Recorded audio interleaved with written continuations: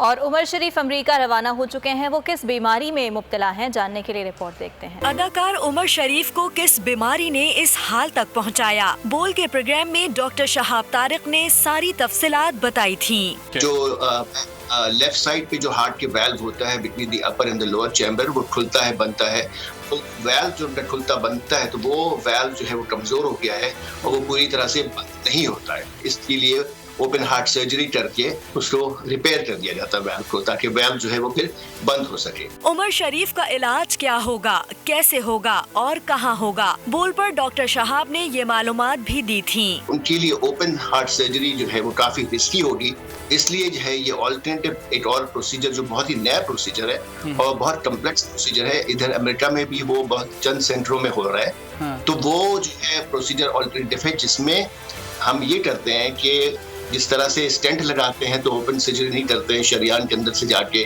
Heart کی blockage میں assistant لگاتے ہیں، اسی طرح شریان سے اندر سے جا کے وہ مائٹرل ویلو کی جو لیفلیٹس جو لوز ہو گئی ہے ان کو آپس میں جوڑ دیتے ہیں۔ ڈاکٹر شہاب طارق نے بتایا تھا کہ انہوں نے عمر شریف کی رپورٹس دیکھی تھیں، جس کے بعد امریکہ منتقل کرنے کا مشورہ دیا۔ عمر شریف کے علاج کے لیے اداکارہ ریما اور ان کے شوہر شہاب طارق خاصے متحرک ہیں۔